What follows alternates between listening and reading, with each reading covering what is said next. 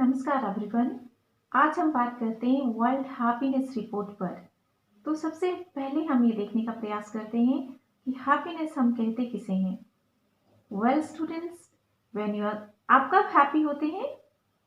Think about it. Comment box में आप मुझे लिखकर बताइए कि आपको कब खुशी मिलती है।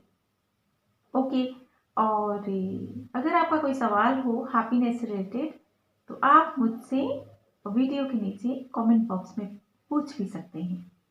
लेकिन एक बात तो तय है, जब आप खुश होते हैं तब आप स्माइल करते हैं, और आपकी स्माइल के क्या रीजंस हैं, फाइंड आउट, पता कीजिए। ओके, तो सबसे पहले हम हैप्पीनेस को डिफाइन करने का प्रयास करते हैं, मतलब समझने का प्रयास करते हैं खुशी हम किसे कहते हैं। इसका तात्पर्य हुआ कि खुशी हमारी वह मानसिक या भावनात्मक अवस्था है जिसमें कि हमारे जो भावनाएं हैं या हमारे इमोशंस होते हैं वो पॉजिटिव या फिर मतलब सकारात्मक एवं प्लेजेंट होते हैं, मतलब खुशनुमा होते हैं। खुशी का तात्पर्य है संतुष्टि और कंटेनमेंट, मतलब एक ऐसी अवस्था जिसमें कि आप बहुत ही संतुष्ट फील करते हैं, खुश फील करते हैं। और कुल मिलाकर जब आप अपने आप को स्वस्थ महसूस करते हैं उसे हम खुशी कहते हैं। अब हम ये देखते हैं कि वर्ल्ड हैप्पीनेस रिपोर्ट क्या है। तो वेल स्टूडेंट्स डेवलपमेंट के लिए आप पढ़ते हैं ना कि इकोनॉमिक डेवलपमेंट के लिए ग्रोस नेशनल प्रोडक्ट। इसी तरह से भारत के पड़ोस में एक हिमालय में बसा हुआ छोटा सा कंट्री है जिसका नाम है भूटान। भूटान में सबसे पहले ग्रोस नेशनल हैप्पीनेस को मेजर किया गया, मतलब हमारे समाज के विकास का आधार ये होना चाहिए कि वहाँ उस सोसाइटी के लोग कितने खुश हैं। इसी को ग्रोस नेशनल हैप्पीनेस कहते हैं। अच्छा, भूटान का ये जो ग्रोस नेशनल हैप्पीनेस का कॉन्सेप्ट है, इसको पूरे वर्ल्ड ने माना और यूनाइटेड नेशंस ने 2012 में सबसे पहली बार वर्ल्ड हैप्पीनेस रिपोर्ट को जारी किया। यूनाइटेड नेशंस या संयुक्त राष्ट्र संघ की जनरल असेंबली ने अपनी report happiness towards holistic definition of development में इस अवधारणा को प्रस्तुत किया। अब हम ये जानने का प्रयास करते हैं कि हैप्पीनेस आखिर होती क्या है।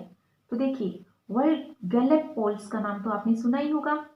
अगर नहीं सुना है तो आप गूगल कीजिए, क्योंकि मेरी जो ये आपकी यूट्यूब क्लासेस है ये आपको इंस्पायर करती है सीखने के लिए, क्योंकि स्टूडेंट्स इसके भी कुछ सीमाएं हैं, कंस्टेंट्स है, तो मैं बहुत लंबी क्लासेस इस पर नहीं ले सकती। ओके, तो वर्ल्ड गैलेप पोल क्या है इसके बारे में पता कीजिए। और हाँ, वर्ल्ड गैलेप पोल के अनुसार हैप्पीनेस के लिए कुछ क्राइटेरिया है, कुछ मेजर्स हैं, पॉइंट्स हैं, तो उनको हम देख लेते हैं।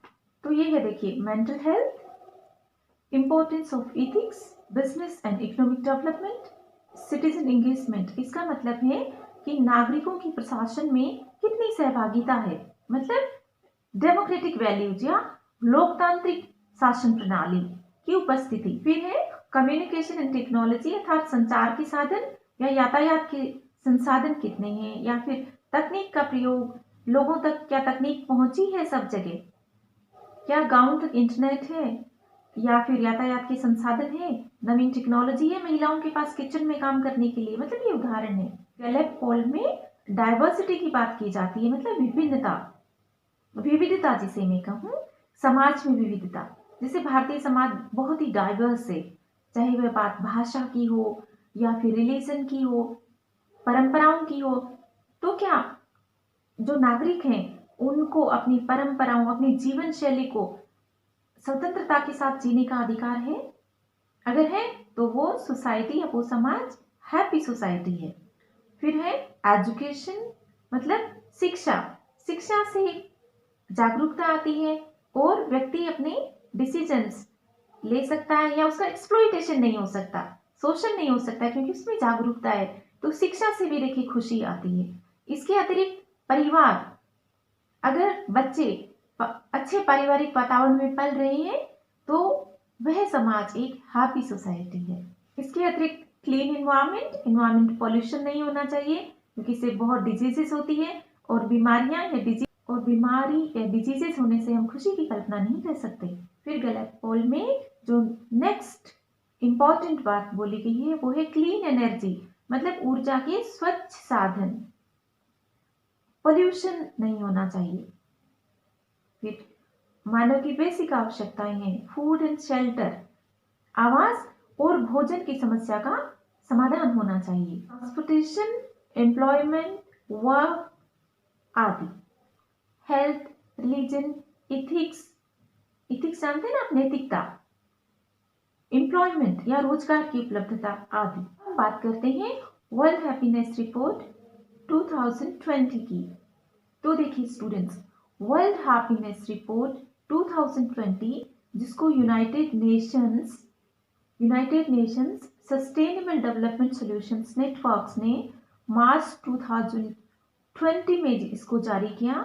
इस रिपोर्ट के अनुसार सबसे खुशनुमा कंट्री नंबर 1 रैंक पर है, वह है फिनलैंड, और फिनलैंड की राजधानी हेलसिंकी दुनिया का सबसे खुशनुमा शहर है। और हाँ, अन्य स्कैंडिनेवियन कंट्रीज, ये स्कैंडिनेवियन कंट्रीज क्या होते हैं पता कीजिए इसके बारे में। देखिए अन्य जो कंट्रीज हैं जहां पर ज्यादा हैप्पीनेस है वो है स्विट्जरलैंड, डेनमार्क, नॉर्वे आदि। वर्ल्ड हैप्पीनेस रिपोर्ट 2020 के अकॉर्डिंग इंडिया की रैंक वर्ल्ड में 144वीं रही, 144, और हमारा नेबरिंग कंट्री अफगानिस्तान इसमें बहुत ही मतलब सबसे नीचे पायदान पे रहा, और इसके अतिरिक्त साउथ सूडान और जिम्बाब्वे का भी बहुत नीचा स्थान रहा। इसका कारण है इन देशों में गरीबी का होना, टेररिज्म का होना और असमानता आधारित समाज होना, मतलब समाज में गैर बराबरी होना। तो वेल स्टूडेंट्स, आज हमने समझने का प्रयास किया कि हैप्पीनेस क्या है और विकास का एक पैमाना। अब हमारी सरकारें भी और यूनाइटेड नेशंस हैप्पीनेस को मानने लगा है। भारत में भी एक प्रोफेसर ने रिसेंटली हैप्पीनेस का सर्वे किया है हमारे स्टेट्स का और यूनियन टेरिटरीज हैं उनका, और इसके आधार पर उन्होंने बताया कि नॉर्थ ईस्ट में मिजोरम सबसे हैप्पी स्टेट है। और उन्होंने जो क्राइटेरिया रखे वे गैलेप पोल्स की जैसे ही है, जैसे कि सौहार्दपूर्ण सामाजिक संबंध, पारिवारिक संबंध, स्वस्थ और खुश पारिवारिक संबंध, इनकम ग्रोथ और आगे बढ़ने की अपॉर्चुनिटीज, समानता, क्लीन एनवायरनमेंट आदि। ओके स्टूडेंट्स, तो संक्षेप में हम कह सकते हैं कि जब लाइफ अच्छी हो, मतलब when life is good and you have reasons to smile, आपके पास मुस्कुराने के कारण मौजूद हो, तब आप खुश हैं। और हाँ, जैसे मैंने क्लास के शुरू में कहा, ये मैं इसे क्लास तो क्या कहूँ, it's a talk between you and me. So take care and stay happy.